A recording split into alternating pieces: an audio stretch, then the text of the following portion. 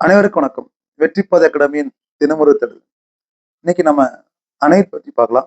அணை என்றது என்ன? வேகமாக வரக்கூடிய நீர் ஓட்டத்தை கட்டுப்படுத்தி திட்டமிட்ட பயன்பாட்டிற்காக பயன்படுத்தப்படுவது தான் இந்த அணையிருப்பாங்க.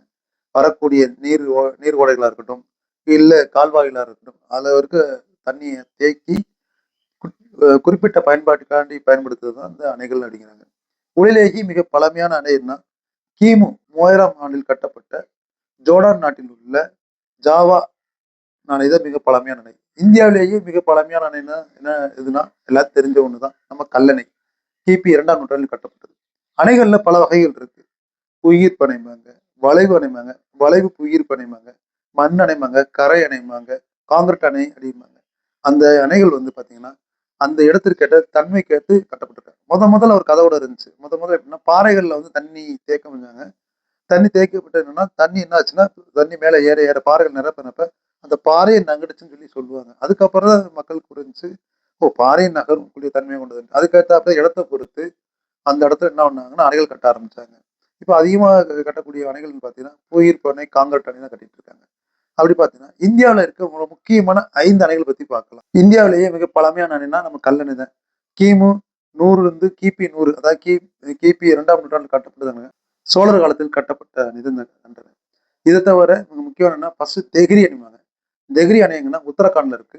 இந்தியாவிலேயே மிக உயரமான அணை. 260 மீட்டர் உயரத்தில் உள்ள அணை இந்த தெகிரி அணை தான். பாக்கி நதியிலிருந்து நிரப்பக்கூடிய தண்ணியை வச்சு அந்த அணை கட்டியிருக்காங்க.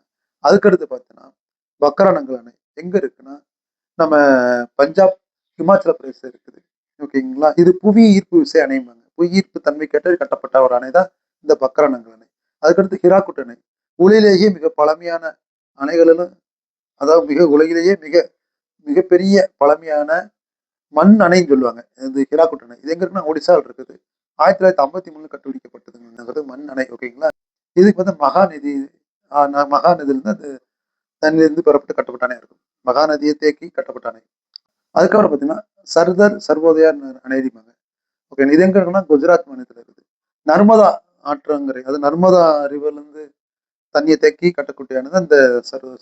இது குஜராத், மகாராஷ்டிரா, ராஜஸ்தான், மத்திய பிரதேசத்துக்கு முக்கியமான நீர்ப்பாசனமாக அமைஞ்சிருக்கு. அதுக்கப்புறம் முக்கியமான தென்னிந்தியாவில் பார்த்தீங்கன்னா நாகார்ஜுன சாகர் அணைம்பாங்க. இது மக்களால் கட்டப்பட்ட மிகப்பெரிய நீர் நீர் ஏரின்னு கூட சொல்லுவாங்க. நீர் ஏரின்னு கூட சொல்லுவாங்க. மக்களால் கட்டப்பட்ட மிகப்பெரிய நீர் ஏரி.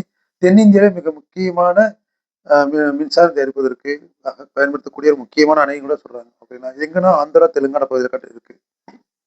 ஓகேங்களா? இப்படி அணைகள் பல வகைகள் இருக்கு. ஓகேங்களா? ஒரு கேள்வி ஏற்கனவே நம்ம கேட்ட கேள்விதான். எந்த டேம்ல இருந்து வரக்கூடிய தண்ணியானது புவியீர்ப்பு விசையில் சிறிய மாற்றத்தை ஏற்பட்டிருக்கு அப்படின்னு சொல்லி ஏற்கனவே அந்த கேள்வி கேட்டோம். அதே கேள்வி இன்னைக்கு கேட்கிறோம். இந்த கேள்விக்கு கமெண்டில் விடை தெரிவிக்கவும். என்றும் உங்களுடன் தேடல். நன்றி.